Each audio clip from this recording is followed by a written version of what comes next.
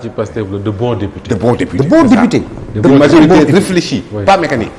De bons députés. Le livre blanc de Benno Bokk Yaakaar. Est-ce que ñoom nekkuñu di anticiper la déclaration de politique générale du premier ministre boo xam ne moom aussi premier ministre boobu ba léegi mi ngi naan bis bu ñu waxee ngeen gis loo ngeen mës a gis mais ba léegi waxagul ñii nag ñoom wax nañu.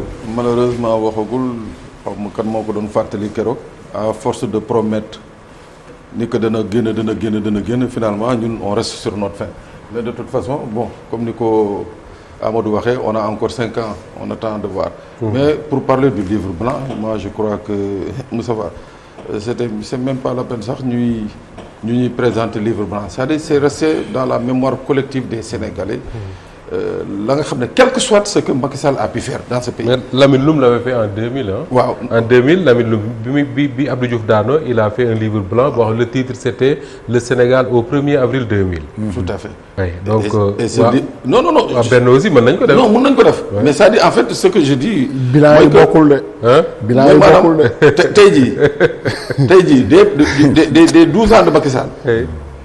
xale wu 2 ans yi xale wu 5 ans yi les vieux de 99 ans koo ci laaj rek li mu lay wax waa ji mënoon tëj bi. voici ce qu'on retient de Macky Sall. mën na tëj mën a rey. waaw dafa mënoon tëj mën rey. bon. il avait 2 compétences. mën tëj mën rey. du ma àgg foofu mais en tout cas c'est un tyran. c'est ce que les Sénégalais vont retenir. quel que soit laa la wax lu mu mën a def lu mu munti def. Le bilan par rapport au livre bilan bi doon wax ci Mamadou Lamine Loum. À un certain moment les Sénégalais ont apprécié bi livre bi génnee y en a qui ont apprécié. Y en a qui ont dit bon. c'est les 40 à l'époque ça avait fait un bon débat parce que il l'a fait en 2004 Abdoulaye Wade a fait un livre blanc moom sur ce qu'il a fait en 4 ans. Et Mamadou Lamine Loum est revenu pour recritiquer li Wade def comparé ak li mu defoon en 2000 c'était vraiment un bon débat. un bon débat donc débat boobu la ñuy xaar par rapport à la prochaine législature. Mais par rapport justement au déplacement au voyage du ministre des Affaires étrangères. man am na fi nga xam ne d'accord ma ci. li mu uti Russie c'est ce que Macky Sall était allé chercher en Russie. Non, l'approche n'est pas la même. Oui, attendez rek. C'est pas la même. Non, oui, attendez. Macky avait dit publiquement taxaw dama ñëw fii pour ñaan blé parce que les gens on rapporte ses propos. Alors que cette dame là n'est pas particulièrement ça dit que c'est la faute. Qu'est-ce qu'elle a dit? Non, ça dit. Non, qu'est-ce que la dame? Non, da nga répéter li Macky wax. Qu'est-ce que la dame a dit? La dame a dit tout simplement que pour la question du blé xam nga gars yi bon kii nañ ko bon pour nan lañ koy waxee Sénégal yi non attendez doucement attends je viens vous avez dit textuellement la dame pour te faire la synthèse de ce qu'elle a dit je parle de toute la déclaration mais elle est partie tout simplement en Russie pour une sécurisation de notre stock en blé. Comme le fait le ministre des infrastructures pour le gaz, il y a des stocks de sécurité. En son temps, c'était normal, même si les gens l'avaient décrié, mais c'était normal que nous devons sécuriser. D'accord. Bon, maintenant l'approche n'est pas la même, parce que Poutine, nous le savons que le duo Diomaye Sonko, c'est le réveil des élites. Aujourd'hui, vous voyez les puissances occidentales là. Commencé Amérique yooyu yaa ngi wax Chine non américain yi fu mu nekk nii Chine tiital lu tuddee de xam nga comment dire Inde est le pays le plus peuplé et c'est un pays puissant en matière informatique médicaments recherche pharmaceutique et ainsi de suite moo leen tiital et ils ont compris non seulement c'est l'émergence des médecin m'a dit que l'Inde est en train de faire des merveilles. Mais je vous attends sur le plan médical non c'est à tous les niveaux. L'Inde est en train de dépasser de dépasser la Chine. Actuellement, les États-Unis waxuñu ko parce qu'ils ne veulent pas créer un autre géant, un autre adversaire. Mais la Chine, actuellement, c'est l'Inde qui leur donne des nuits blanches. Et que maintenant, les xew Afrique, mooy c'est l'éveil et l'émergence des élites. D'accord. Alors, te Inde ndax dañ ci boole seen médecine moderne bi ak seen médecine traditionnelle. dañu boole les deux et man ni ñu ma ko expliqué vraiment c'est un pays qui va de Pape àggaleel ci li nga doon d'accord naa ci exposé li mu wax mais moi je suis pas pour je sais ce que la dame a dit c'est très clair c'est à peu près la même chose. Léegi le problème oui non d'accord léegi le problème qui se pose. Moussa on importe entre 800 000 et 1,2 million de tonnes de blé chaque année. déglu bu wax li ma lay wax ça nous coûte entre 145 milliards et 160 milliards de francs CFA chaque année. Malheureusement je dis malheureusement pour nga dem di commander ay stock il va falloir nga am des endroits où mettre ces stocks on n'en a pas. donc c'était pas possible ñu dem créer des stocks parce que on n'a pas d'endroit où stocker différemment du pétrole et du gaz donc loolu. Mais le blé est stockable. Où au Sénégal. Les meuniers, où au Sénégal. Attendez, nous avons des minoteries. Nous avons combien de minoteries au Sénégal? Oui, mais où dans la fabrication non seulement des produits alimentaires que nous mangeons, mais aussi.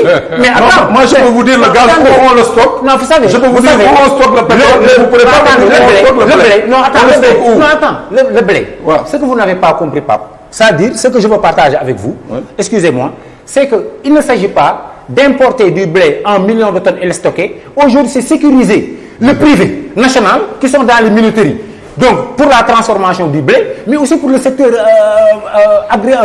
comment dirais-je encore, l'aliment du bétail.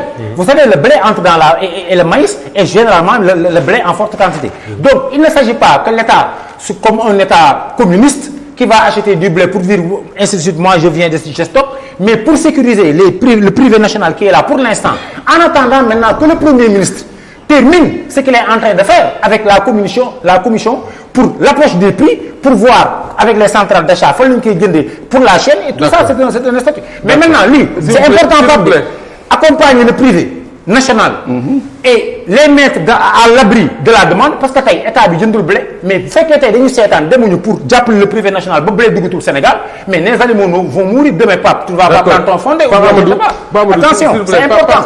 L'approche là, c'est ça. Là, on n'a plus le temps. Non, mais l'approche là, c'est ça. Mais l'État n'est pas je clôt ce débat. Il va renforcer. Il va pas m'écouter. D'accord. Je clôt ce débat. Mais l'herbe, on ne peut pas stocker du blé au Sénégal.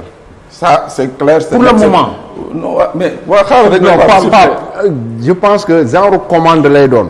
Pas de indi. C'est ce que je suis en train de l'expliquer. S'il vous plaît. Ce qui se passe, sur demain sur le site du ministère du Commerce, vous voyez que les meuniers ont un stock qui court jusqu'à décembre 2024. Donc là n'est pas le problème. Pas beaucoup de débat, peut-être débat beaucoup de souffle. Je dis qu'il y a ce problème qui se pose. Ce problème se pose. C'est-à-dire qu'il faut régler d'abord ce problème-là. Un stock de sécurité. Benen affaire par rapport justement au partenariat. Moi, je dis qu'il y a ce qu'on appelle ici un discours souverainiste qu'on nous a tenu ici. Et ce discours-là, moi, à travers des contrats que j'ai vus signer, je dis que ce discours ne me rassure plus.